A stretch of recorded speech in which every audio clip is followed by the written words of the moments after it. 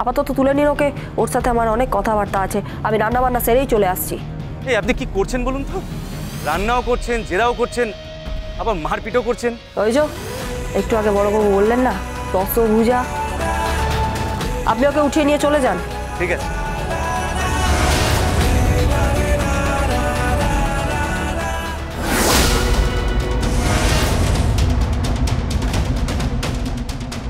উঠুন। মানে? উঠুন। কিন্তু আমি কেন? আরে উঠুন বলছি। বলুন। আরে আরে আরে আমি কি করলাম? আরে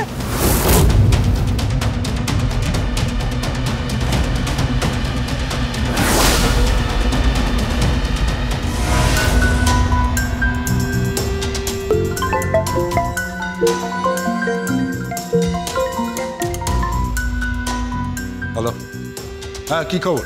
আর ওই ক্যাফে লোকটা তুলে নিয়ে গেছে। হোয়াট? কোন লোকটা? অলোকেশ সান্যাল, যে সাক্ষী ছিল।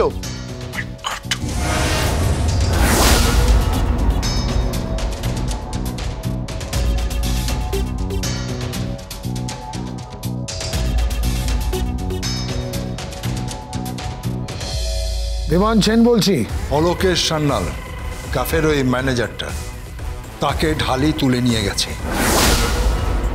না না, আমি ওকে থানা অবধি পৌঁছতে দেব না।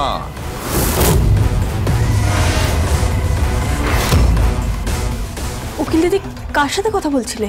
আছে একজন, যাকে কাজে লাগবে। কে সে? একটা বড় কাঁটা যেটা বিঁধে আছে, আর সেই কাঁটাটাকে উপড়ে ফেলতে পারলেই অগ্নিজিৎ মুখার্জি একদম সিধে হয়ে যাবে। আর ওই কৃপান ব্যানার্জিকে বিয়ের মণ্ডপে আমি বিয়ে না দিয়ে কি ওকে দিয়ে পৌরোহিত্য করাবো। হ্যাঁ হ্যাঁ, পুরোহিত মশাইয়ের অ্যাসিস্ট্যান্ট বানাবো ওকে।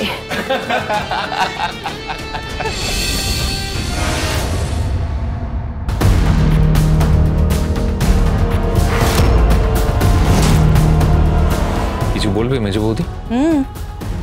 সারা বাড়িতে উৎসব চলছে, সবাই হইচই করছে, সারা বাড়ি আনন্দে মেতে উঠেছে, অথচ তোমাদের দুজনের মুখ এরকম তোলো হাড়ির মতন হয়ে রয়েছে কেন? এক তুমি আর দুই গীতা।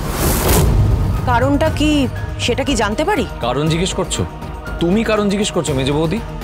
জোর করে তুলে কৃপানের সঙ্গে বিয়ে দিতে চেয়েছিলে, তখন বুঝতে পারোনি যে মেহেকের কতটা আপত্তি ছিল?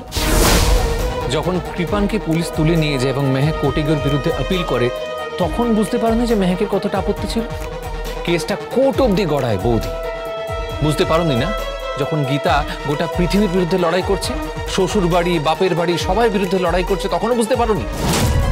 এমনকি নিজের দিদির বিরুদ্ধেও লড়াই করছে সে, শুধুমাত্র এটা প্রমাণ করার জন্য যে মেহেকের সঙ্গে যা হচ্ছে অন্যায় হচ্ছে।